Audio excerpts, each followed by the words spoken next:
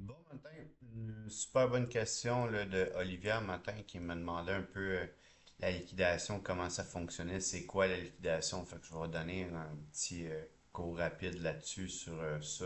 En fait, la liquidation, on va commencer par ça a deux meanings, ça a deux raisons d'être ce mot-là.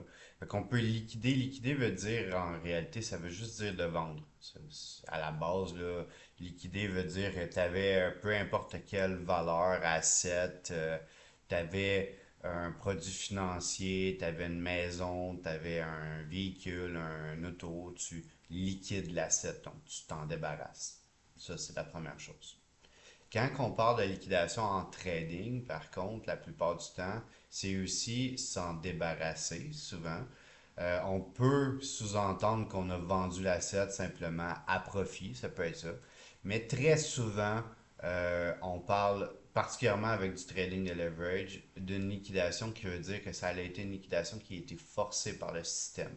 Forcée par le système dans quelles circonstances? Souvent dans la circonstance où il n'y a pas nécessairement assez d'argent dans ton compte pour supporter ton trade actif.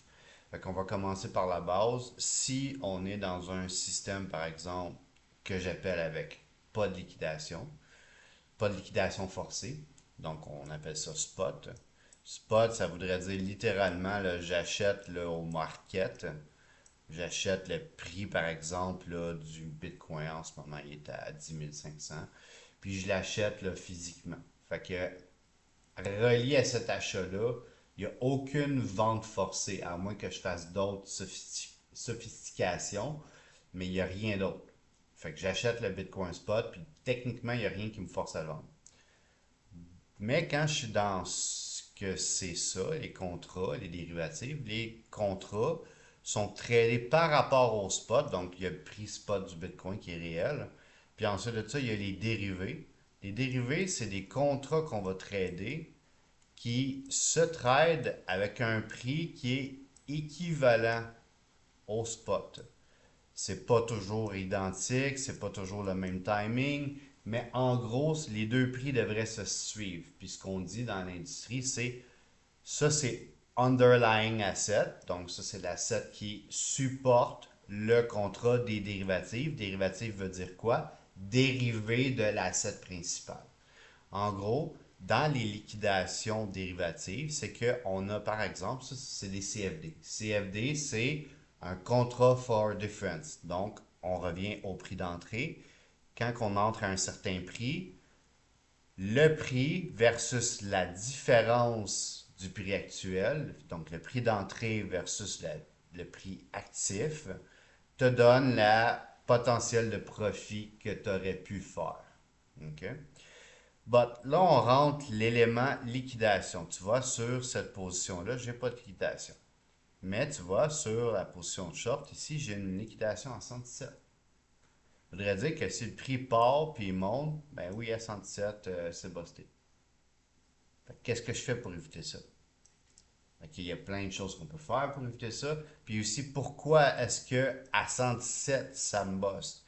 Ben, moi, je peux te montrer que si je rajoute du cash dans le compte, ça va changer les ratios de leverage. Là, je peux les montrer par plein de différents exemples. Mais entre autres, dans cet exemple-là, si on va faire simple, si on ajoute du cash dans le compte, le point de liquidation, short, va se retrouver plus haut. Donc, on va avoir plus d'espace. Qu'est-ce que ça veut dire ça? C'est que techniquement, on perd de l'argent pendant que le prix monte.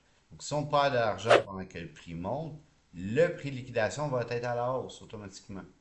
Là, je vais expliquer les détails. Ça, c'est quand même une position avancée, là, fait que je vais revenir sur une position vraiment plus de base là, pour expliquer là, ton liquidation avec 0,0. Parce que là, je suis parti un peu sur le fly pour te répondre, là, Olivia. Là. Fait que là, c'est vraiment. Qu'est-ce que c'est une liquidation? Une liquidation, c'est un événement, c'est une vente forcée, en gros, rapidement.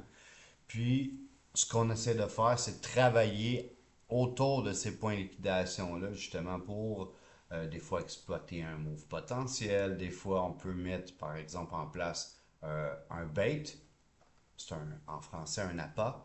Donc, ce qui voudrait dire qu'on a placé un trade que littéralement on sait qu'il y a un très haut potentiel de se faire liquider par le système, en sachant très bien des fois qu'on a un potentiel de faire un autre trade sur un autre côté, ailleurs, qui est potentiellement plus payant que le bait de sacrifice, le trade de sacrifice.